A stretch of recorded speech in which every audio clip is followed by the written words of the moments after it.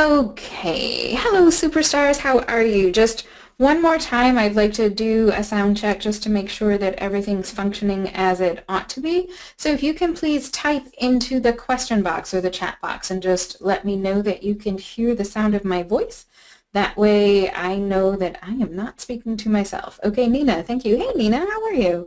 Okay, so thanks for the loud and clear there. Okay, so with that, let's go ahead and get started. So hello, superstars. Happy New Year to you. I'm so glad you're here today. I'm so glad you're choosing to invest in your professional development. For anyone that I haven't met yet, nice to meet you. My name's Michelle Braun, and my company is called Superstar Careers. You can always come and visit me and say hey at superstarcareers.com. A little background about me. I've spent more than 18 years in corporate America at Fortune 100 companies. I've been a hiring manager, I've worked in the recruiting space, I'm a little bit of a resume dork, and I love yoga, so you'll sometimes hear me make some yoga references as well. And just a little bit about my career path. Here's kind of a snapshot. I started my career in a full-service marketing and public relations agency.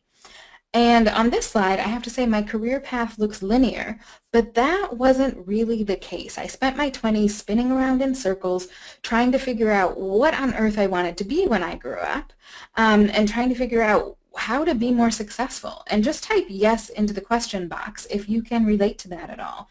That if maybe your career path or your path to success hasn't been linear and a straight line up. If you've spent a little time, zigging and zagging, then just go ahead. Hey, Angela, I love your yes, exclamation mark. How funny. Yeah. Yep, and so this is really how it's been for me. I moved from that marketing agency in Detroit to teaching English as a second language in Japan, and when I returned to the States, I was so lit up by my overseas experiences that I knew I wanted to teach adults. I knew that for sure, but I bounced from this teaching job to that training job until I got to Ford Motor Company. And then I started teaching senior leaders, and that was a huge turning point for me. I learned how business leaders think and how successful people think and all about corporate strategies and the tactics that support those strategies. And because I'm one of those people who when she finds a good thing, I definitely have to share it, I came back and I shared what I learned with my colleagues and my tribe. I didn't think it was fair that this information was only given to senior leaders exclusively, and I'm all about social justice and leveling the playing field. And I've pulled that thread consistently throughout the fabric of my career in corporate America and as an entrepreneur career coach, which is why I'm sharing the secrets that I've learned with you. So just, gotta give you the spiel a little bit. Superstar Careers, my focus is to help you fall back in love with your career. And so I focus on working with ambitious mid-career professionals and help them position themselves to have love affairs with their careers through Superstar Career Coaching, career management training, like what I'm offering you tonight, and resume and LinkedIn profile creation. So that's when I work with individuals. And I also work with organizations and help them maximize their potential and improve the bottom line through designing and delivering management and leadership training, which ignites leadership excellence. So let me tell you a little bit about what's in store for you tonight. First, we'll start by getting to know you, and then we're really going to get into getting your ShiFt, with an F, together. I've got a special superstar invitation for you, and then I'm going to invite you to share your aha moment. So take notes as you're going through our webinar tonight, and anything that really pops for you, or anything that's a new concept, or anything that's maybe a concept that you knew a while ago, but it somehow got lost, and now it's being resurrected tonight. I'm going to invite you to share those with me, A, because it helps me know what content is most relevant to you, and B, as you share your aha moment, that's probably going to inspire another superstar to have an aha moment and to live their best life as well. After that, we'll definitely have a Q&A period. Now, you guys know me, especially if you've been with me for a while. So if you have questions as we're going through, feel free to ask those questions and type those into the chat box, and I'll try and answer them in the moment. But if for some reason we don't get to that in the moment, I promise you that we will have more discussion and Q&A at the end as well. And then in my course description, I promised you a bonus of some real-world productivity hacks that will help you find even more time in your day. And so we'll cover those at the end as well. So enough about me. It's really all about you. And so I've got some questions to ask you. So first question that I have for you is, what industry do you work in? So please type your answer into the question box and just help me get to know you a little bit better so that I can tailor this webinar to you and your needs and your situation. While you're typing in your answers, I'm just going to take a quick sip of water.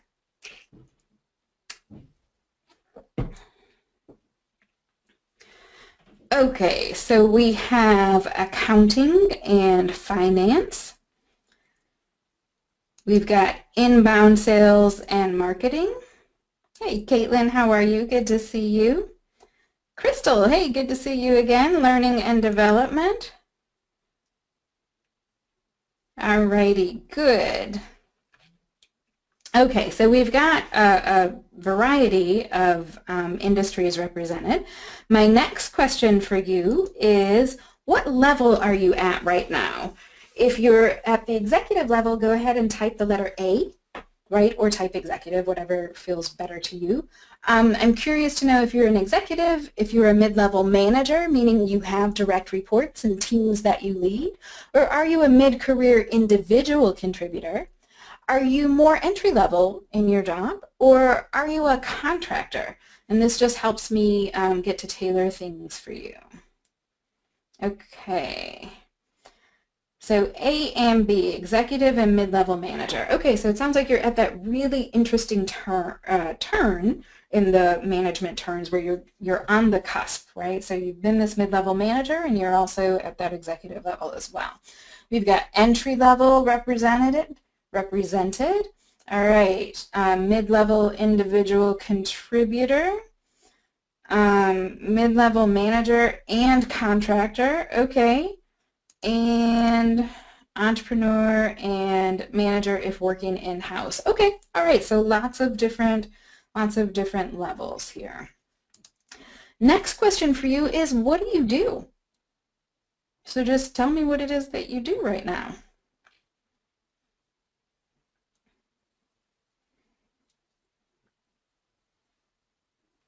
And while you're typing in your answers, I'm going to take another sip of water. So if you guys hear me gulping, I'm not drinking vodka, it's just water.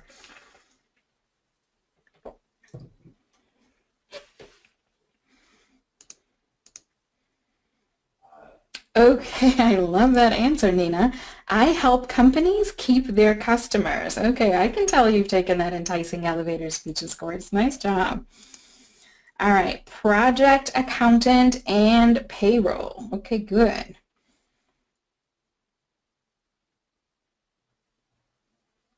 Caitlin, I'm going to anticipate your answer. If I recall correctly, you're a digital marketing therapist. Okay, trainer, instructional designer. Okay, all right, so different things here. Now, I've asked you what you do, meaning what is your current reality, and the next question can be a little juicier. What do you want to do? What is it that you're really aspiring to do next? We've got, oh, tech education, capture and keep new clients, digital therapy, all right. Self-employed learning and consultant, project manager.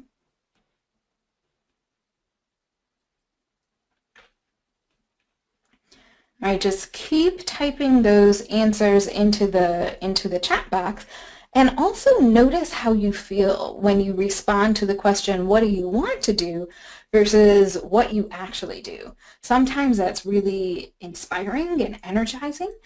Sometimes it can feel a little daunting when you've got that really big, grandiose goal that's maybe a little farther away. So we're going to talk about that a little more. So as you're thinking about not only what it is that you're doing now, but what you want to do in the future, I just want to say Happy New Year to you. I love this time of year because it's the time of year where we get to be two-faced. And what do I mean by that?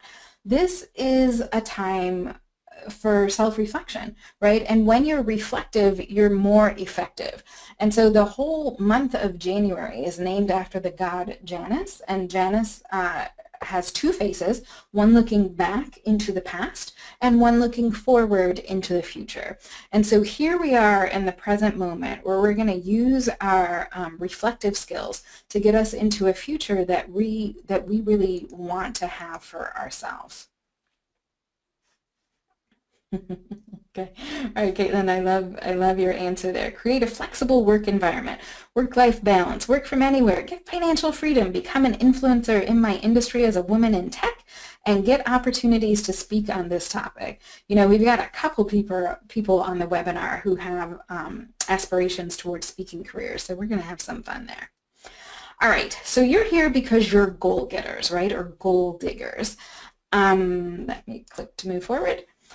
And interestingly enough, there's a lot of people who set goals or New Year's resolutions and don't succeed with them. In fact, it's been tracked in the United States. We've got a 92% failure rate, meaning only 8% of our population actually have success when setting their goals. So sadly, 25% of people abandon their New Year's resolutions after 1 week. So here we are on January 8th, and there's a lot of people who have already said, yeah, no, I'm out, right? 60% of Americans abandon their goals after 6 months. And I don't know if you can relate to this last one, I certainly can. The average person makes the same New Year's resolution 10 separate times without success. And this is all information that I got from a really great author named Michael Hyatt. So type yes into the chat box if you've ever failed at a New Year's resolution. And just know that you're not alone in that. I certainly have.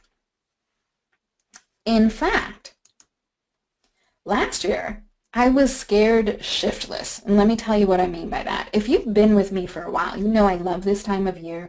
Every year I do a Get Your Shift Together session, except for last year. I didn't feel like I could do it and be in integrity because the year before I just hadn't achieved all my goals, or quite frankly, most of my goals, and I didn't feel that I, you know, I believe in practicing what I preach, and I didn't feel that I was in a place to do that. And so I really had to dig in and do some research and experimentation and learn more about effective goal setting and what works for me and what doesn't. And I'm going to share that with you tonight, my learnings from that. And so hopefully what you learn tonight will help you bridge the gap from where you are to where you want to be. So here's another question that I have for you. Do you set the same resolutions every year? Are you having a New Year resolution Groundhog Day? Such a funny movie.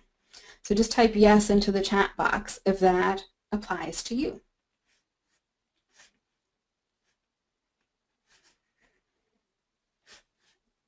Okay, so some yeses and some nos. Okay, I did, and I had to get real and ask myself, am I insane? I keep trying to do the same thing every year. And the very definition of insanity is doing the same thing over and over again and expecting different results. So last year when I was having my crisis in terms of goal setting, I had to disrupt my thinking and I had to get out of my comfort zone, because a comfort zone is a beautiful place, but nothing ever grows there. So I had to be bold and set some new directions. So what I want to do is share some of what I've learned about goal setting with you. So I've broken this into 4 major buckets, which are why we set goals, or why it's important to set effective goals, what kind of goals to set, how to set effective goals, and how to reinforce those goals so that you stay on track with them. So let's move into why we set goals. Type your answer into the chat box. Why do you set goals? Why do you believe in this process? What does it do for you?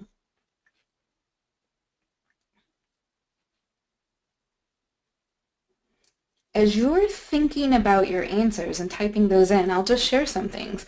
One, it helps you achieve your purpose. I believe that everyone comes to this planet with a specific purpose and a specific set of skills and talents that you're supposed to use and serve. So setting those goals helps you make sure that you're focused on that talent. All right, some of your answers are, oh yeah, this is a great one, very insightful. It's hard to do the day-to-day if you don't know where you're going. Great point. All right, Crystal says to focus the direction of your life and activities. You got it. Angela says, so I'm always growing and stretching and helping me not be complacent. Right, exactly, because if you're not growing, right, you're stagnating. And if you're stagnating, that's in other words to say, like, we're just stagnant, we're not getting better. So, and I mean, I'm kind of preaching to the choir here. You guys are superstars, so you know this.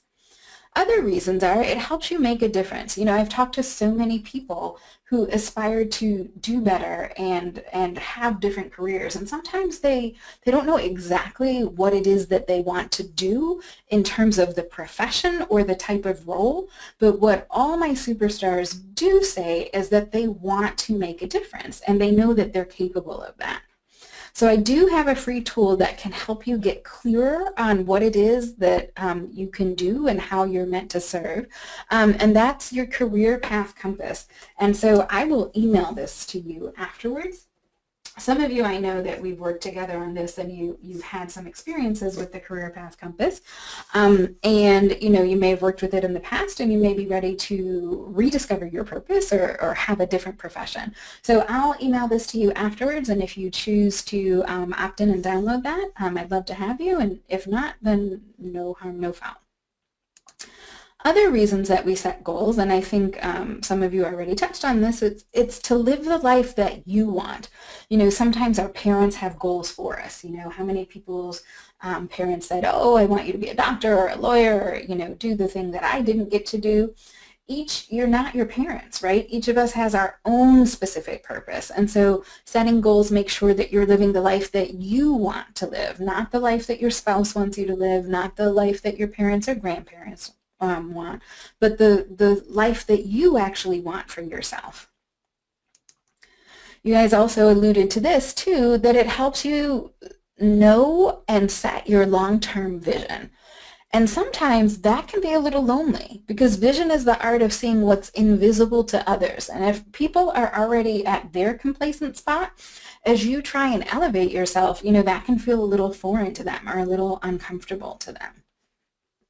So while you may know your long-term vision, you also need help with that short-term motivation as well, so that you're taking the steps that you need to achieve that long-term vision. Some other reasons that we set goals are to stop floating. I mean, we can just have this accidental life where, you know, it feels kind of comfortable, you know, come home, you watch TV, you're on Facebook, you're doing, you know, this, that, and the other, and you're really in a very comfortable spot, just sort of floating around haphazardly, maybe even in circles, and you're not really getting anywhere. Setting goals can also help you stop flailing. You know, if you feel like that hamster in the treadmill just going round and round and round and struggling but not really getting anywhere, you know, we just need to check in on our goals and our purpose and how we're spending our time. And then also setting goals is important because it helps us stay focused on what's important. And if you're like me and you're competitive, it helps you be the best at whatever it is that you're aspiring to be. It helps propel you forward. So enough about the why we set goals. Let's talk about what kind of goals to set. You know, before I had my own company, I actually worked with my husband in a company called Roadmaps to Success. And we helped busy people achieve life balance in 5 key areas. So I'm going to share those areas with you now. One of them is personal growth. So many of us spend so much time at work and helping companies achieve their goals that we forget to invest in ourselves. And maybe we want to be creative and express our artistic side. Or maybe you want to, you know, be that musician or I don't know, whatever your personal goals might be. But just remember that you have an opportunity to set goals for your personal growth in addition to your professional growth. Another area that we often set goals in is our health and fitness, right? You know, at this time of year, gyms are overflowing with people who say, okay, this is the year I'm going to lose that 10 pounds. This is the year I'm going to, build up my aerobic capabilities. So you may want to consider, as we're going through this webinar together tonight, setting a health and fitness goal as well. Other goals are financial freedom. I think Caitlin said this earlier, right? Do you have the means to live the life that you want to live? I've come from very humble beginnings, and I've been able to work myself up into, a comfortable middle class environment. But having made every salary, I really believe that life is easier when you have more money, because money gives you power and it gives you choices. So setting a financial freedom goal could be where you need to focus your energy this year. Or maybe it's about your relationships. Maybe you want to find that special someone, that significant other. Or maybe you want to have more harmonious relationships with your mom and your dad, or your siblings, or your cousins, or your coworkers. So you may want to think about, you may want to shift your thinking and set a relationship goal here. Or it could be about spirituality and purpose. Maybe that's an area that's been dormant for yourself. For me, I will confess it had been for a while. And so reconnecting with your divine purpose, that could be a shift for you, and setting that type of goal. So those are the 5 buckets that I'm sharing with you in terms of where you can set your goals. And I'm going to give you another little tip in terms of how many or what type of goals in those areas. So this is what's called the life balance wheel. So I took those 5 areas and broke them out into this pie chart. And it also hopefully looks like a wheel.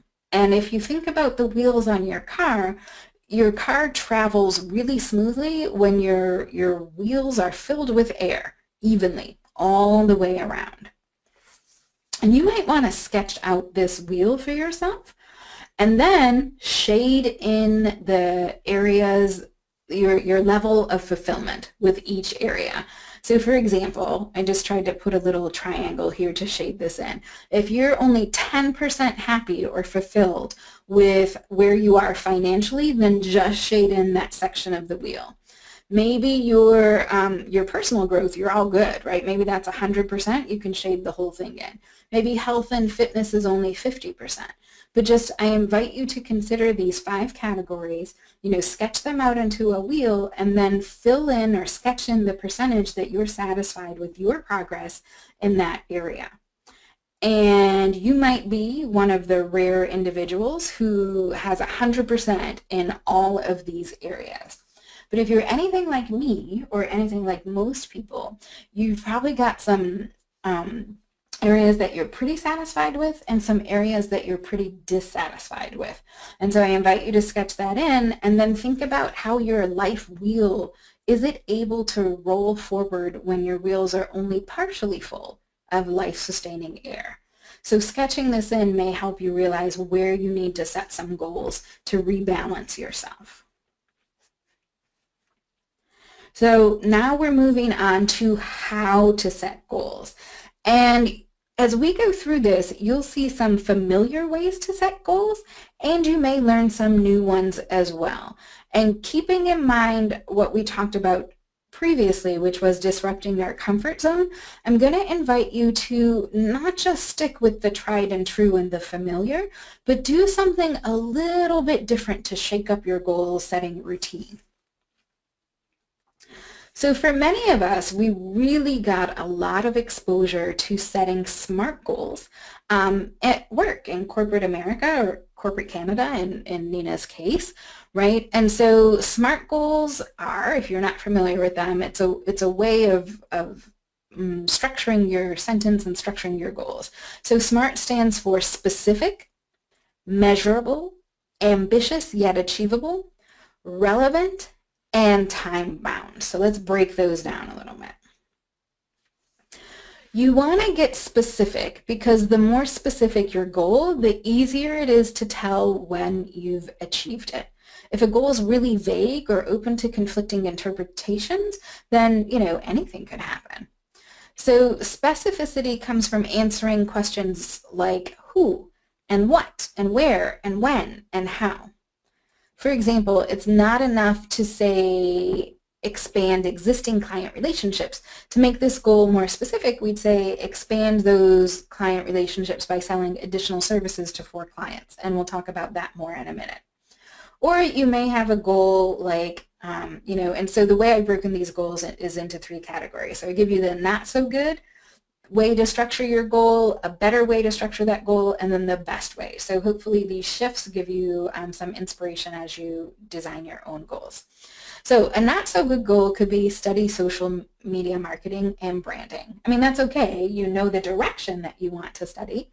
A better goal would be more specific by saying take 1 branding class. But an even better way, the best way to get specific is to say, I want to increase my digital presence by taking a Grow Your Brand class from the Kate Sellers agency, and, because it's really in the action, implementing 3 strategies that I learned from that class. And that is actually a real class. So if you're interested in that, you can use this URL, and I'll send this out afterwards as well. But go to the katesellers.com and see the Kate Sellers agency website, and you can actually sign up for or express your interest in that class as well. You're welcome. All right, so that's one example of getting specific. Another one, like we talked about, is expanding those client relationships and just getting really precise in terms of how many clients, how many relationships, how many services that you're going to expand. Moving on to measurable. So you want to choose metrics that capture the exact outcome that you want to achieve. So your goals have to be measurable in order to do that. When you state goals in terms of quantity or quality, that makes it so much easier to know when you've achieved them. I heard one of the executives that I worked with once say, you've got to keep score because otherwise how else do you know when you've won? So let's compare a goal that's not really measurable to one that is. If you look on the slide, here we've got, increased sales. So that's okay. It's not so good though. A better way to state that goal would be to say increase online sales by 40%. Okay, now we know how to measure that. But the best way to do it is to break that down a little bit. And so because we've got people who are interested in project management in here it's just sort of high level managing that project, we're going to increase online sales this year by 40%, and in Q1, in the first quarter, we'll increase it by 10%, and we'll do that the same through each quarter, Q2, Q3, and Q4, and that way we'll hit our 40% goal. Here's another example of making goals measurable. So our not so good example is promote the team environment within the tech department by cooperating with the help desk to resolve end user issues. It's a lot of words. It sounds kind of, fancy and highfalutin, but we can make that even better by expanding on that and adding the sentence that helps us achieve that, which is meet with the help desk monthly to discuss end user issues. Okay, now we've got some action to that. Now we know how frequently we're going to do that. And we can measure if we've met with that help desk team each month or not. And we can take that to an even higher level by adding the specific goals of not only needing to discuss the goals, but now we also need to resolve all the end user issues. Now we've got a different focus and a different energy to the meeting. So now let's talk about ambitious yet achievable goals. SMART goals have been defined different ways by different people. I've worked in firms where they say that A is for aggressive, and what they meant by that is that it requires you to stretch and it inspires people to aim higher, which I believe in. I think we should be willing to stretch ourselves a little bit more each year by taking on, a new challenge for ourselves. Like Angela was saying earlier, that's how we grow. At the same time, we don't want it to be so ambitious that it's overwhelming and daunting and just makes you want to bury your head in the sand. So that's why I focus here on ambitious yet achievable. So when we're aiming higher, when we stretch ourselves, some things that we can consider, some shifts that we can make in the way that we think about our goals, is ask ourselves, well, how unique is this? And how often must we do this? And over what time period? And just keep in mind this last thought, and this could be a big shift for you, is that you have to have confidence in your ability to achieve the goals before you can even start on that path. So here's some examples of ambitious yet achievable goals. So our not so good example is expand our customer service staff tomorrow, right? So here we are Sunday night, we're saying, okay, we're going to have new staff on board tomorrow. And if we're just starting this goal right now, that may not be achievable. So it might be better to say something like expand our customer service staff by February 15th. And even better, just to make sure that it's achievable, is to break that down a little bit. So again, putting on our project manager hat. Expand that customer service staff by February 15th by, here's 3 milestones, posting those open positions by January 15th, completing our interview process by January 31st, and extending offers to people by February 1st, and then giving them 2 weeks notice so that they can resign from their position. So that's an example of an ambitious yet achievable goal. I'm going to give you another one here. So a not so good here is streamline the processing by joining a team of accountants to create and implement 20 time-saving ideas regarding bookkeeping. And that's really, really ambitious. I mean, 20 new ideas is quite a bit of ideas. So it might be better to make that number more achievable. I love that it's measurable, but it might be a little bit overwhelming to focus on 20. So it could be better to focus on 10, but really in the interest of the vital few, I'm going to recommend that we take that number even smaller and make it achievable, 5. 3 feels comfortable to me, but we don't want to stay in our comfort zone. So we're going to stretch ourselves a little bit here and change this to 5 time-saving ideas. The R stands for relevant.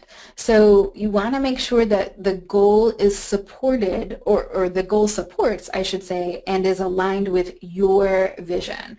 So here's a corporate goal for you, which is attend every networking event. And that may or may not be relevant. When I worked and supported and was the training manager for back office employees, networking wasn't a big thing, as big a deal to them professionally as it was for our salespeople who needed to get out there and network and meet new people and sell. So you want to make sure that that goal is relevant to your role, either the role that you have now or the role that you're aspiring to get into. Now, because I truly believe that networking helps you with everything, I'll just break this goal down a little bit more. So a not so good goal is attend every networking event. A better goal would be select the best networking events for my industry first. So that way you're not, spinning in circles trying to go from here to there and, just eating rubber chicken all the time at these networking events that aren't really going to help you achieve your goals. And the best goal here is to identify the top 3 networking events for my industry and attend them monthly. And finally, the T of SMART is tied to a timetable. So the questions to ask yourself here are, by when am I going to achieve these goals? And which goals are best for me to achieve over what specific time frame? And if you've got a long-term goal, then break that down into interim milestones. So as an example, for me, I have a goal to help 1 million people live the career of their dreams. And if I just leave it written like that, that could take me till I'm 90 years old. So a better goal for me is to help 1 million superstars, because those are the type of people I like to work with, really ambitious mid-career professionals, to live the career of their dreams by 2018. And knowing that I've got a year left to do that really energizes me, right? It lets me know I've got to get my tush in gear to achieve that goal. Here's another example of making sure that your goals are tied to a timetable. And this one might be a shift for you because we're really going to break it down into milestones. So let's say you're working in a particular office right now and you want to move into new offices this year. You see the not so good goal here of change offices. We've got a better goal of move into new offices in 2017. And the best goal is to really break that down into different milestones. So we've got move into those new offices by May. And how do we know if that's achievable? Well, let's break it down where each of these steps has a specific timetable. So identify our location criteria by the end of January. So we'll know exactly what we're looking for in terms of that office location. And then maybe we look at 10 potential locations by the end of February. And then narrow that selection from 10 to 2 by the middle of March. And then negotiate the rent by the end of March. And then prepare the staff for change by April. And then cut over all the utilities and the electricity and whatever else needs to happen when you move offices and move into that new location by May. So that's still a lot of work. It's still a short time frame, but by breaking it down into milestones and each one of those has its own timetable, then you know that it's feasible and it's achievable. All right, so here's another example that's tied to a timetable. So maybe a not so good goal is mentor 2 new client representatives this year and next year. And maybe a better one that gets more specific, right, is mentor those representatives. And how are we going to do that? We're going to introduce them to 2 senior technology people by the end of the first quarter. And then we're going to walk each client representative through their first 2 projects by the end of the second quarter. So now we've got, we don't have the exact days and dates like we did last time, but we know in which quarter we're operating. Okay, so I'm just giving you a lot of information about SMART goals. And my question to you is, how smart is this goal? Do a better job answering the phones. So I invite you to go ahead and type into the chat box a way of restructuring this goal to make it smarter. How would you rewrite this goal and how would you improve it? And I'll pause for a minute while you do that.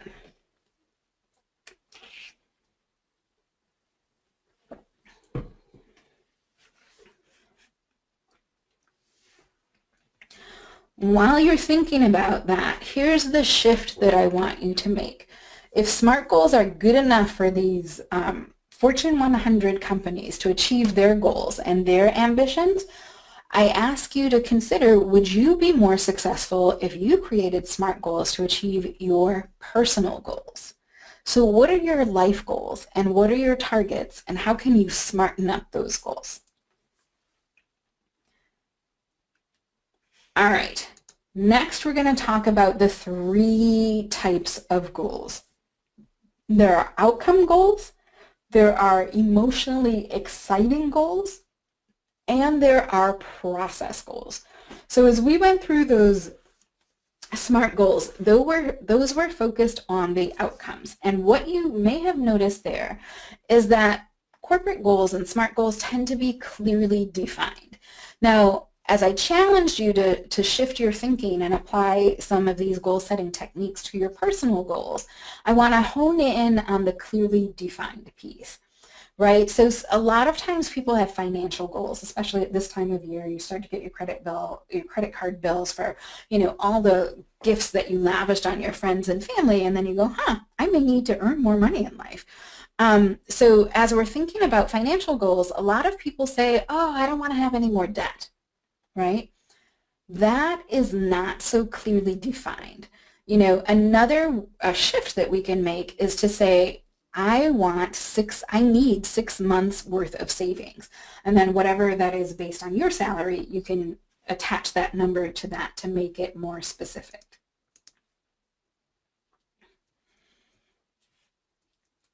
All right, oops, sorry, I thought I clicked ahead. Okay, there we go.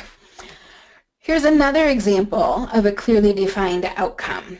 For me, I have a goal. I want to hire a full-time developer, right? Instead of just saying hire staff, I'm very specific. I need a full-time developer.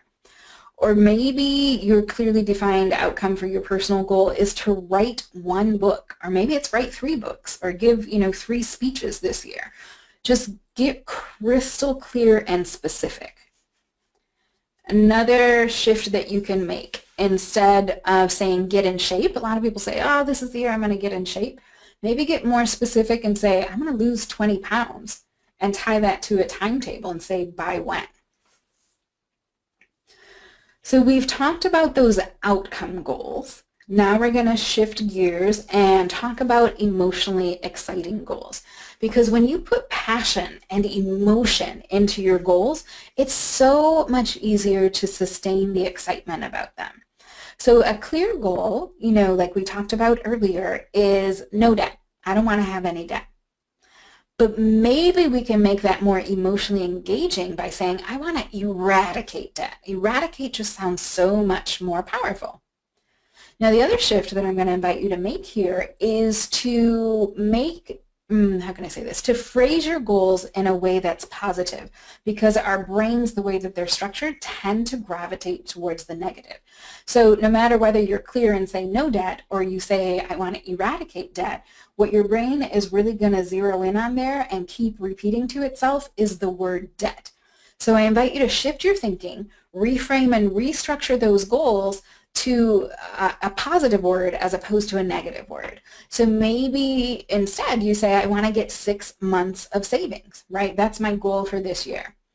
Or to make it more emotionally compelling, you can say, provide security to my family by saving at least 6 months of cold, hard cash. Right? Doesn't that sound more energizing and more inspiring? Or maybe we transform write a book into be heralded as the #1 best-selling author on the New York Times bestsellers list. And see how that's more exciting and inspiring. Another shift you could make, instead of saying lose 20 pounds, maybe you could say I want to get my sexy back and let gorgeous clothes hug my svelte 115-pound body. So whatever is going to energize you and inspire you, rewrite your goals to get that motivation. And now let's shift gears and talk about process goals. And what I mean here is focus on shifting your attention to the actions that you're taking instead of the outcome or the result. In other words, be present and enjoy the journey. So we'll bring this back to fitness here and relate process fitness goals. So there was a study done by 2 scientists named Fishback and Choi. One was from the University of Chicago and the other one was from, I think, the Korean Business School. And so they took a group of 100 students and split them up so that half of the students, as they were focusing on fitness, focused on the outcome of the goal, meaning, lose 10 pounds or whatever that might be. And the other half, they said, every time you work out, all throughout your workout, we want you to focus on the process and really be present for that process. And here's the results of that study. People who focused on the outcome ran just 34 minutes. I say just, right? Like that's a big accomplishment. But people who focused on the process and who focused on really feeling how good it felt to work out, they ran longer. They ran 43 minutes. And when they asked those students what the goals felt like, the people who focused on the outcome said the goals really felt like work, like they had to really dig in for that. And people who focused on the process said it really felt like fun. So if you've been, like me, the type of person who only focused on setting outcome goals previously, I invite you to get out of your comfort zone and shift and focus now and try setting some process goals and do an experiment and see which one feels better for you and which one is more effective for helping you reach your goals this year. Okay, There are other ways that you can set goals as well. Oh, and actually before I get into that, I have a link here at the bottom, and I'll email this to you afterwards as well. One of my favorite online gurus, her name is Marie Forleo, and she's got a really great video about how to set process goals and be present. She calls it making isness your business. So I'll share this short video with you as well.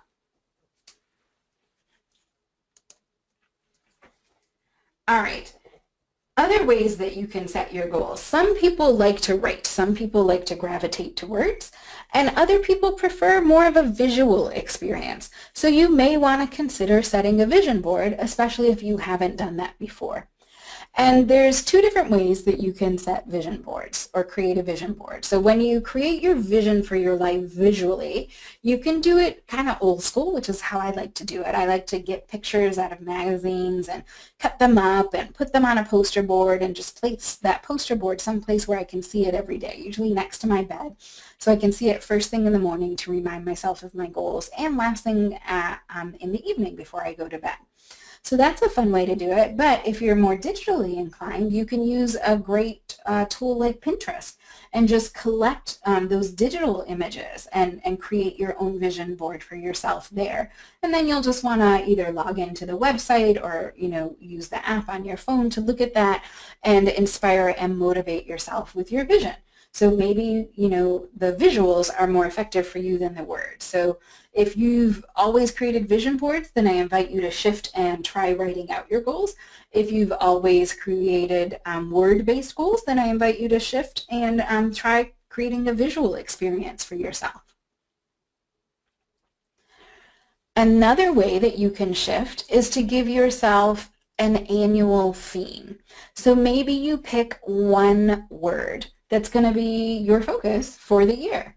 So I like this technique because it keeps it really simple. Sometimes people get overwhelmed by, creating all the milestones that go along with a SMART goal. You know yourself, you know what's going to feel comfortable to you and what's also going to challenge you. So you might want to just go ahead and say, this is the year of whatever that might be for you. So a couple of years ago, I noticed that I was just scattered and trying to take on too many things and do too much. And I said, this is the year that I focus. Another thing that might be fun is to say, this is my year of adventure. So I'm just going to ask you this question and just invite you to type into the chat box. If you were to give yourself one theme for this year, for 2017, what do you want this to be your year of? So you can type that into the chat box. Okay, Caitlin, good. I see yours is the year of impact. I like it. All right, Angela, you've got this is the year of new seasons. How cool is that? So as you're thinking about what your theme is this year, I'll say another reason that you may want to make this shift and simplify is because one of the reasons that people fail to achieve their New Year's resolutions is because they have too many goals and there's too many things to focus on. Crystal, you're cracking me up here. So this is the year to kick butt. I love it. All right, so we've talked about why to set goals. We've talked about ways that you can shift your focus and effective ways that you can try to set your goals. Now we're going to move into how can we reinforce your goals. So my question to you right now is, what are your techniques to keep your goals top of mind? How do you make sure that you're keeping momentum throughout the year? So just go ahead and type your answers into the chat box.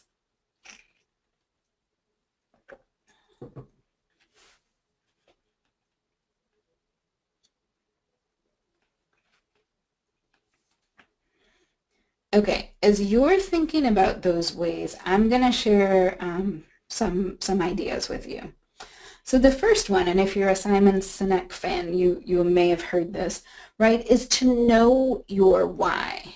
And this may sound kind of funny, but this is really critical because when you know why you're doing things, you're going to have You're going to be able to sustain your energy and your interest in it. You'll know that you're working towards your people. And at the end of the day, people don't buy what you do, they buy why you do it. So I've got a really cool short video that I'm going to show you right now from Michael Jr. So bear with me. I'm just going to switch gears, change slides. And let me turn up my volume. All right, and just watch this 3.5-minute video here. I know, and a lot of times when people hear the phrase, how do I know, the next thing they say is what? How do I know what? But the key really isn't to know what, the key is to know why. Because when you know your why, you have options on what your what can be. For instance, my why is to inspire people to walk in purpose. My what is stand-up comedy. My what is writing books. My what can be going out with some friends to eat. In fact, another what that has moved me towards my why is a web series that we have out now called Break Time. So every Wednesday at 3 o'clock, you should subscribe to the channel. We do a series called Break Time on YouTube. So 3 o'clock, we drop a new episode. One episode in particular, I'm about to show you a clip to. We were in Winston-Salem. So Break Time, this is how it works. I travel the country. I do stand-up comedy, probably an hour, hour and a half at an event.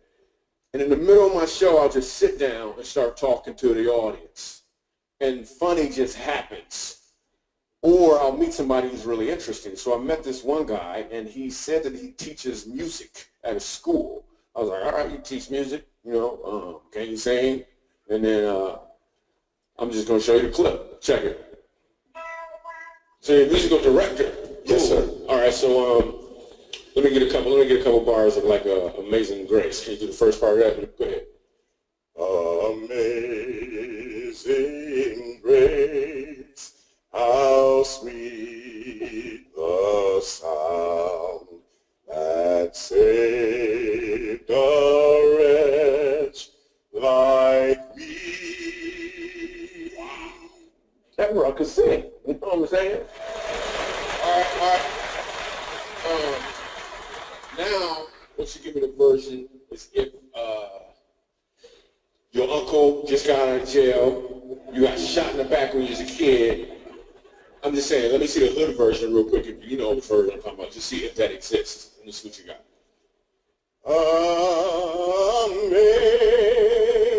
Amazing grace, how sweet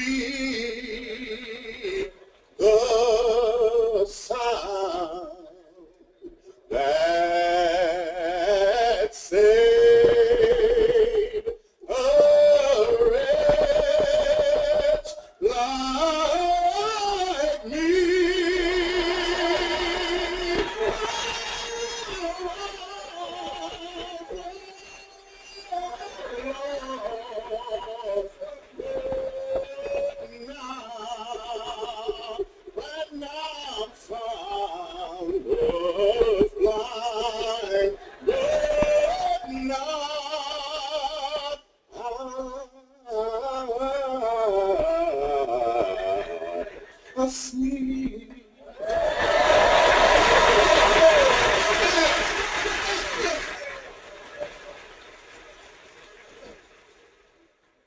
So here's the thing. The first time I asked him to sing, he knew what he was doing. The second time I asked him to sing, he knew why he was doing it. When you know your why, your what has more impact because you're walking in or towards your purpose. Okay. So let me bring my slides back up here. What did you think about that video? What did you take away from that? Just go ahead and type your comments in there.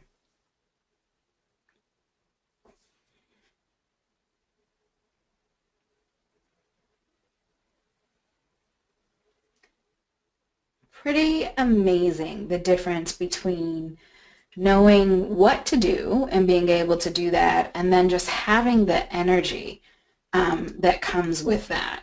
So Crystal says that was powerful, the difference between the what and the why. Exactly. And Caitlin, you're right on. The second time you could feel the emotion. Nina says, very inspiring. And another takeaway from Angela is your why matters. It really does. Okay, let me share, some personal examples, and then I'm going to ask you to share your why. So when people ask me why I do what I do, I have a few whys, right? And that might be your case too. You may have more than one reason. So on the left, you'll see my husband. His name is Danny, right? And he's just been so loving and supportive of my dreams, just like my mom there in the middle. She doesn't dress like that normally. She's an actress, so she was filming a movie called Freaky Deaky there, right? And then my brother, who's also happens to be named Danny, is on the right. And because they've been so loving and supportive of me and my dreams, I want to support them and help them live better lives too, right? So that's my main why. But the other reason I do what I do is because I was born to teach. That's my purpose. I've been doing it since I was a kid. I would tutor people, I would mentor, I would coach, and it's a childhood thing for me. Other people recognize that in me. They told me that I would teach long before I recognized that that's the way I shine.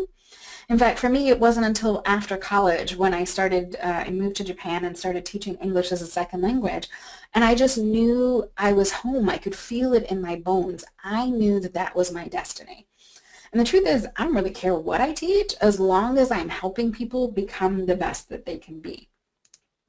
But when people ask me why I do what I do as far as superstar careers go, why I teach career management strategies, it's because I've been that person that you see on the screen. I've been that person who couldn't figure out how to get into the position that I wanted and knew that I was qualified for. Or I've also been the person who couldn't get out of a particular role once I was slotted. Once you're known for doing something well, you just get slotted into that, and people only want to let you do that. And that's frustrating. And I would bring that frustration home, and I don't want you all to feel stymied like I did. And that's why I, share what I've learned and teach the career management things that I do. So my question to you is, why do you do what you do? So just go ahead and type your answers into the chat box.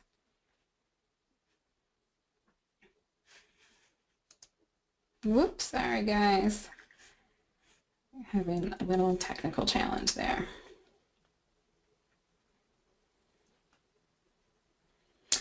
And if you don't know why you do what you do right now, that's okay. But the shift that I'm inviting you to make is to take some time to pause, to get quiet, to get still, and to figure out what motivates you. Because as you saw in the singing, right, you saw the impact. You saw how powerful it was when he had that emotion behind it. Now I'll give you some thought starters, right? Some people do what they do because of their family. Maybe they've got kids and they want to pay for their college. Some people do what they do because they're more faith-based, right? And they believe and have faith in a divine power. And their purpose is knowing how they're meant to serve God and serve the world through that way. For some people, it's a really cool doodad. This car right here, maybe you want a car that travels faster than the speed of light. So there's no judgment in why you do what you do. What's important is that you know why you do what you do, and you know what motivates you right now, and be aware that your why can and probably will change. And your reasons are going to vary, according to your season in life.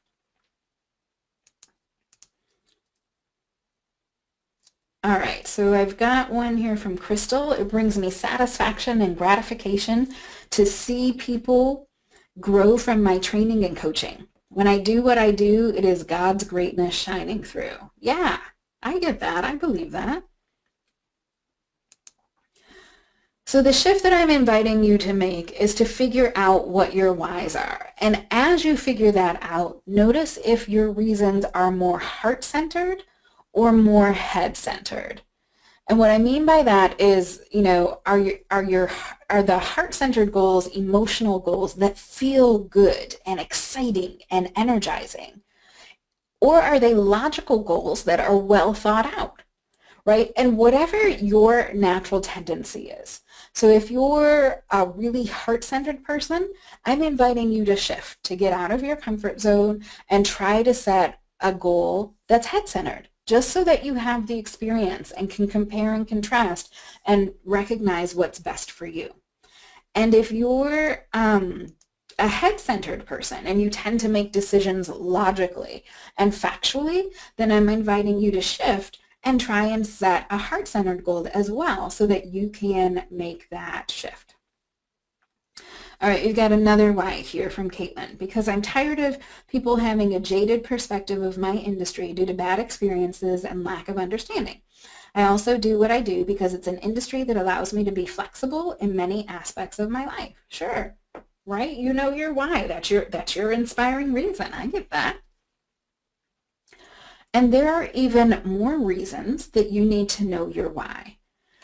Because life isn't always easy breezy. And there are going to be times when you're challenged. And there are going to be times when you're feeling exhausted. And there could be times when you'll be frazzled by all of the chaos in the world. And there could be times when the drama of this crazy world is going to make you want to give up and let go of your dreams. And knowing your why, that's going to help you cross the finish line. That's going to remind you why you shouldn't give up on your dreams. All right, so any questions or comments about any of this so far? Okay, then I'm going to move forward some more ways that you can reinforce your goals and just keep them top of mind so that you're living your destiny. And I invite you to write a mantra for yourself or create a mantra for yourself. So for those of you that aren't so much into the yoga world, a mantra is a statement or a slogan that you say repeatedly. And the reason we say mantras and repeat them is because energy goes where your attention flows. And so the words that you use to talk to yourself are going to drive your attention. So my current mantra starts like this. I'm a vessel of God living a focused, intentional life, and I am love, I am light, and I'm divine energy. Your mantra doesn't have to be that woo-woo or that face-centered. It can be whatever you want it to be, right? It just needs to align with your purpose and your destiny. Now for me, I've got a whole morning ritual around it. And the shift that I'm making for myself this year is to also add an evening ritual around it. You know, I'll come back to it at different points in the day. Sometimes I'm in my car, right, and I'll just say this to myself. So here's the point. You say your mantra to yourself wherever and whenever you like. And your mantra is a tool that you can use to keep yourself centered and focused. There's another technique that you can use to reinforce your commitment to your goals, and that is to burn the boats, which means you need to commit like there's no going back. And if you've been in the professional development space for a while, you've probably heard some version of this story, and it goes something like this. You know, 1,000 years ago, we had the world's greatest empire builder. You may have heard of a little guy called Alexander the Great. And he took his crew, you know, in his several boats and sailed to the shores of Persia. And his crew was tired. They were exhausted. And mutiny was in the air, and he knew it. They just wanted to go home and be with their friends and family and be in the comfortable lives that they had, you know, been living before coming to work for Alexander the Great. So they got to Persia. And they, you know, were still grumbling. They were not happy with what they had to do. And the task in front of them was to defeat the Persians, right? To go to war and fight. And they're just tired. Like, who has the energy for it? And so he gives all these inspiring speeches, right? And that sort of rallies the troops, but not really, because at the end of the day, they're just really, really tired. And so he just tells some key members of his crew, go ahead and burn the boats. And they literally set the boats on fire. And so now here's him and all his people on the land, and he was like, okay, you've only got two choices at this point. You can die or you can ensure victory, right? Because you have no boats to turn back and go home. You can't get back to your comfort zone now. You have to win or die trying. And that's the whole burn the boats philosophy. So the shift that I'm inviting you to make here is, how can you burn the boats? So for example, if you have a fitness goal and let's say you want to lose some weight, and maybe you lose 10 pounds and you know that you're a size smaller than you used to be, but you're still holding on to those big girl clothes, maybe get rid of those clothes. Burn the boats. Because if you know that you don't have clothes to wear, you're going to be much less inclined to eat things that make you gain weight again. So those clothes and those boats are a safety net that you're holding on to just in case. So I invite you to shift and think, what's going to light a fear in your seat? How can you burn the boats? And sometimes this is a good, really extreme and effective method, right? To just commit like there's no going back. On the other hand, if that's been your MO and you want to try and shift and do something new, you may want to keep a little life draft. So one of the best books that I read last year was called Originals, and it's by Adam Grant, who I just love. I think he's a genius. And the subtitle is How Nonconformists Move the World, and it's really interesting because a lot of people think successful entrepreneurs burn the boats and just say, I'm diving in full tilt. And there are some great stories where that works out, but oftentimes actually, that's the exception. So as he did research, I can't remember if he's at Harvard or Wharton, but he's someplace fancy where he had access to all this great research and whatnot. As they did the research, they realized that successful entrepreneurs and people who are successful in general, some of them don't burn the boats. They always have a plan B and a C. So it's a really interesting book that I encourage you to read. But the shift here is that if you've been a burn the boats person, maybe you want to try this keeping a life raft approach. And if you've been a life raft approach and you're always holding on to that security blanket, maybe you want to burn the boats. So just, again, shift, get out of your comfort zone, try something new. So other things that will help you reinforce your goals is learning how to say no. And ladies, you know that this is one of the tough ones for us. So with much respect to Shonda Rhimes, and the other wonderful book, one of my other favorite books from last year is The Year of Yes. I'm here to advocate for you to say no more often. That's the shift that I want you to make.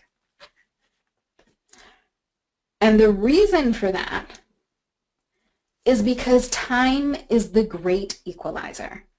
There are so many things that are pulling on your time and attention. Type yes if you feel like there's just too many things that you could be doing. There's a million great causes.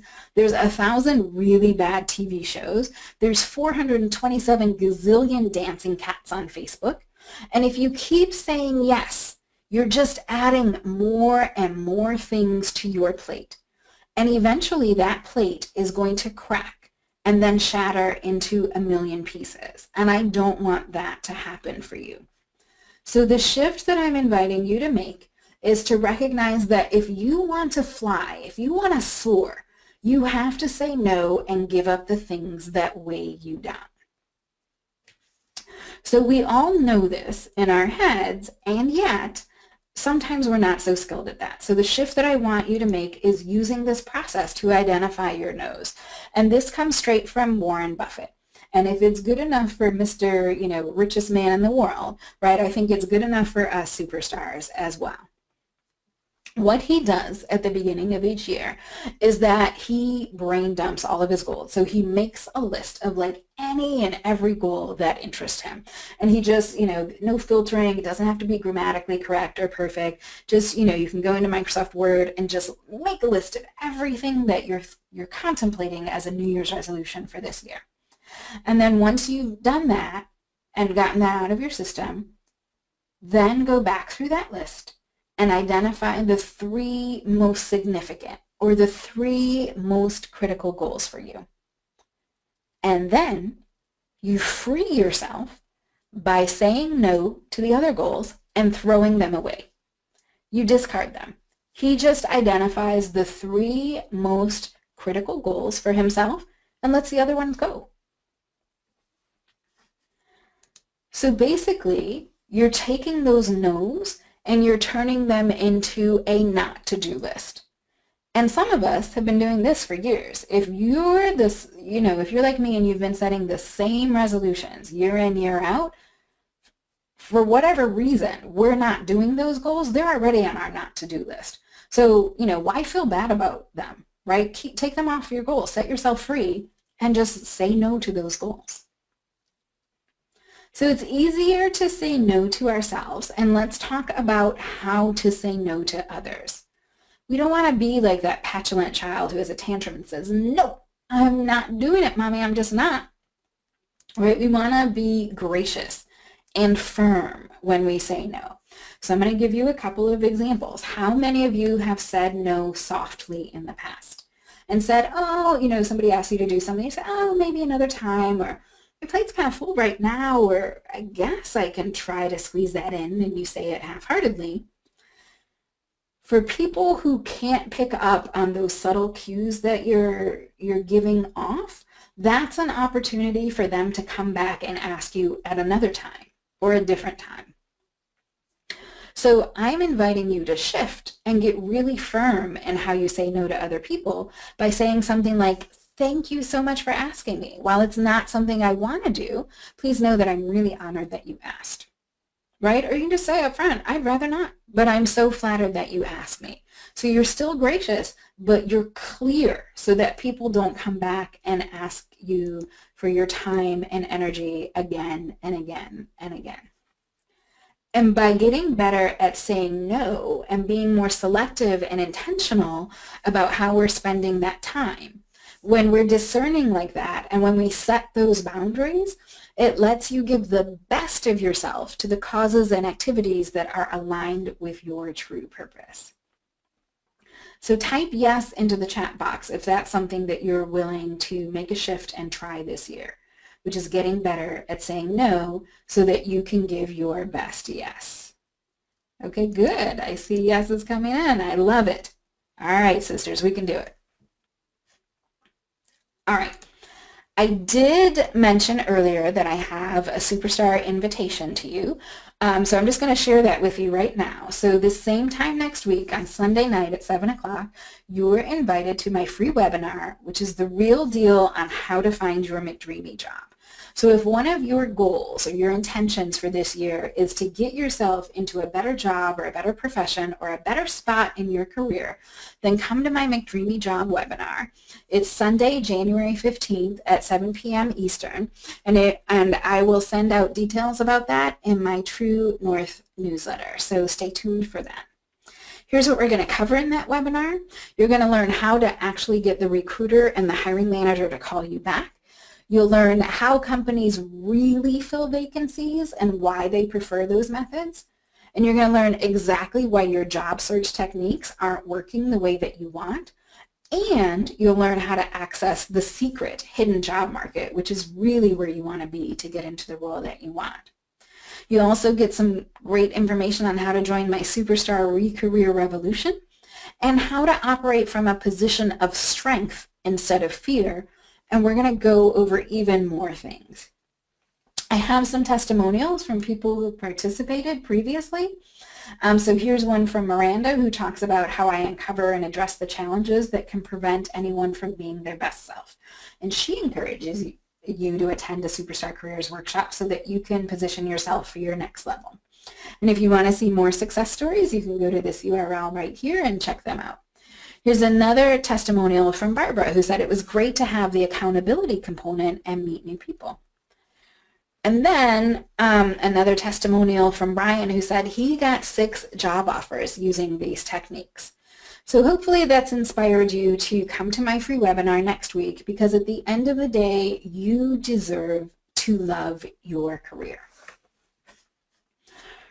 All right, so type yes into the chat box if you think you're going to come to that next week. I'd love to see you there. Okay, good. I see some yeses coming in. Exciting. All right. I also promised you a bonus of 5 productivity hacks. And actually, because I'm the kind of person I try to underpromise and overdeliver, I got a little bit more than that. So here are some ways that you can be more productive this year so that you have more time to focus on your goals. So my question to you, my first question to you is, what would you do with more time? Right? If you could find either 30, 60, 90 minutes more each day or each week or each month, what would you do? How would you spend your time? Angela, you're cracking me up. Sleep. Girl, I hear you. Right? Okay, what else would you do if you had more time? For me, I'd practice more yoga. And maybe even travel more. That would be fun. Okay, so here are some productivity tips for you that will help you get more time. All right, so volunteer, got that. Travel for sure. Yep, I hear ya. All right, the first one is to track your time, because you can't know how much more time you have if you don't know how you're spending your time now. And my new favorite tool for that is Toggl. So you can go to toggl.com. It's Toggl. There is not an E at the end of that. And it is the easiest app and easiest website to use. You just customize it for yourself, but it's really simple, and the reporting in there is really great because it just tells you how you're spending your time according to the categories that you set up. So I invite you to ShiFt and go ahead and track your time using Toggl so that you know where you are. Now I know this next one is going to resonate with Angela. I want you to sleep your way to the top. This is another great productivity hack because it's a force multiplier, meaning that whatever energy level you're at right now, if you get a good night's sleep, right, you have more energy. Your brain is more alert. You are literally making yourself smarter, especially if you do that consistently. Like staying up late and getting, 4 hours of sleep Monday through Friday and then sleeping in on the weekends isn't really optimal. You want to be consistent. And so whatever your perfect zone is, for me, I need 7.5 hours of sleep each night consistently so that I'm feeling good and thinking my best. The other way that you can sleep your way to the top is that you can problem solve before you go to bed. So sometimes during the daytime, there'll be an idea or, something that I'm wrestling with, something that needs a solution, and I haven't quite thought of it yet. And so what I'll do is maybe write that down or, concentrate and focus on that right before you go to sleep, because our brains are computers, and when we go to sleep, our subconscious mind is taking over. So if I write out that problem that I'm trying to solve and go to sleep, when I wake up in the morning, 95% of the time, I have an answer. Okay, so just be consistent about your sleep. Now, Caitlin's question is, what if you are a night owl? That's fine. Like some people, their peak energy time is in the evening, right? That's my husband. He's a night owl. And it doesn't matter necessarily, I'm not saying that everybody should go to bed at 9 o'clock at night, but what I am recommending is that you have that consistent, structured schedule. So if you're a night owl and 1 o'clock in the morning is your best bedtime, then, just be consistent with that throughout the week, every day. And just notice and observe how you feel. And hopefully that's a shift that helps you be more productive and more effective. The next productivity that I have for you is meditate, don't medicate. So a lot of times people say, oh, I need more energy. I need, one of those Red Bull drinks or whatever it is. Or, oh, I need to focus and stay awake for, X, Y, Z. I am inviting you to ShiFt and start meditating. And I am going to be completely transparent. This was a tough one for me. I wrestled with meditation for many, many moons. And last year, I really started to develop a powerful meditation practice. And so what I found is that the big benefit for me of meditation is that I it helps me focus throughout the day. So my morning ritual is I get up and I say my mantra, and then I meditate using pranayama, some special yogic breathing techniques. And I do that for about 20 minutes. And it's, again, going back to your brain being a computer, I'm programming my mind and I'm getting really centered and focused. And then sometimes even, I don't know if you have this, but in the afternoon, sometimes I'll have a little slump and I'll lose my energy.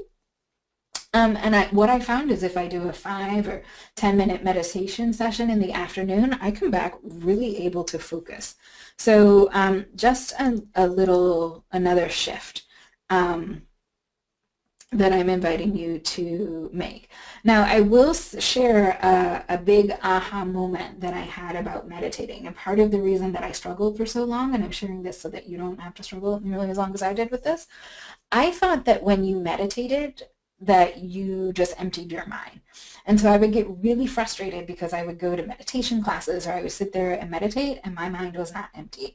My mind, type A person that I am, was filled with to-do list of, next got to go to the grocery store, pick up the dry cleaning and do X, Y, and Z. And I couldn't get my mind to be this blank emptiness that I thought meditation gurus had. And then I went to an actual meditation workshop and they were like, oh no, that's not meditation, right? Meditation is your ability to focus on a single thing. And so that's why a lot of times when you meditate, you can have a guided meditation that will help you focus and refocus on things. So there's I'll offer you, if you're in Charlotte, there's a fantastic group that for free in Charlotte called Insight Meditation Charlotte. We meet on Wednesday nights at the Myers Park Baptist Church, and that's a great group where you can learn how to meditate. So Wednesdays at 7, you can go and take a 30-minute class. They give instruction on how to meditate, and then from 7:30 we go and just meditate as a group together. And then if you're not in Charlotte and you want some guidance on that, there's an Insight Meditation app that you can download on your smartphone. That's terrific. And then Oprah and Deepak also do these great free 21 meditation challenges too. So, go to their websites and check out those meditation tools as well.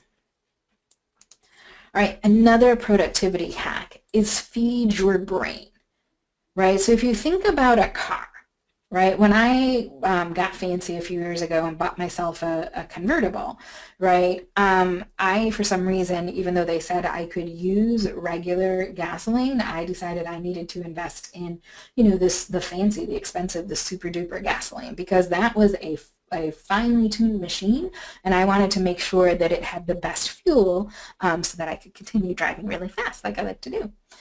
So if you think about it, your brain is the engine of your whole body. And so I invite you to examine what you're eating, right? I used to just eat willy-nilly, just not thinking about the effects on my brain. But the difference between how I feel when I'm eating clean and fresh fruits and vegetables versus when I'm having like a donut or whatever that is, a Cinnabon maybe on the right, it just makes a world of difference. And it also, for me, another thing that I learned is when I eat processed food at night, I can't sleep. I've had a fraught relationship with sleep. So eating clean helps clean your brain in addition to your body. So if you want to be the best thinker that you can be so that you can problem solve and deliver great solutions to your clients, I just invite you to consider what you're eating as well. Hold on one second. I think I have a slide in here that I don't need. Okay, so yes, I'm going to flip right there. Excuse me. All right, the other shift that I'm inviting you to make is to ask yourself better questions. So some of us on the phone or on this webinar are entrepreneurs. And anybody who's an entrepreneur at some point has read the book by Robert Kiyosaki called Rich Dad, Poor Dad. And when I first read that book, one of the things that struck me was his whole approach about asking better questions. And one of his dads, he had 2 dads, it's a really interesting book, I highly recommend it, said, don't say, I can't afford that. He talked about the power of your brain and the thoughts, the self-talk and the thoughts that you have. He said, don't say, I can't afford that. Ask yourself, how can I afford that? And that gets your brain into a problem-solving mindset. Or if you say to yourself, I can't do that, your brain believes that because your brain is a computer that you're programming with your words and your thoughts. So the better question to ask yourself is, how can I do that? Other questions that you may want to ask yourself is, what's currently preventing you from doing whatever it is that you're trying to do? So whatever your goal is, why aren't you doing that? And if you get still and quiet and get honest with yourself, you're going to get some interesting truths there. And going back to Rich Dad, Poor Dad, he said, or maybe it was Tony Robbins, somebody important said, the defining factor for us as human beings isn't usually resources, it's about resourcefulness. So asking yourself questions that help you identify your actual roadblocks, and then asking yourself questions that help you flip the switch so that you can get into a problem-solving mentality are going to let you achieve your goals. All right, and this last productivity hack that I'm going to share with you is to keep in mind that you are who you surround yourself with.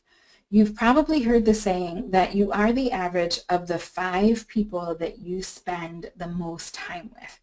And that applies on many levels. So if you're trying to become a millionaire, for example, if you are spending time with people who are earning only $10,000 a year, you're not going to get their ideas and their mindset. So if you want to be a millionaire, you need to be surrounding yourself with millionaires.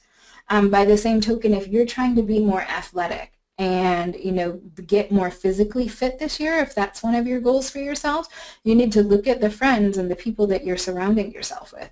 And if you're surrounding yourself with people who are not athletic, you're probably going to be absorbing their habits and their mindsets as well. Whatever your goal is, just find someone who has already been successful in that area. In fact, try and find 5 people so that you're hanging out with people like that. If you have a goal to read more books this year, then join a book club, and then you're hanging out with people who read. So whatever your goals are, just make sure that you're surrounding yourself with brilliant people who've already achieved those goals, because you are the average of those 5 people that you surround yourself with. Alrighty, so that brings us to almost the end of our session tonight. So my question to you is, what are your aha moments? What did you learn from our time together tonight? And just type those into the chat box, and I'll share those with the group so that everybody is getting the benefit of your insights and wisdom.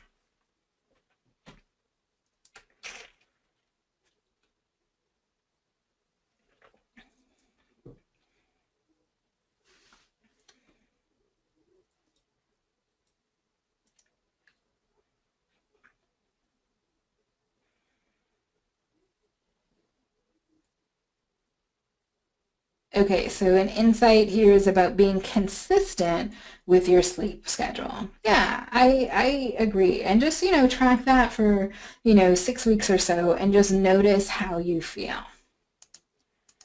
All right, here's one. Oh, I like the Warren Buffett method of goal setting. Well, sure, because we like the Warren Buffett lifestyle, don't we?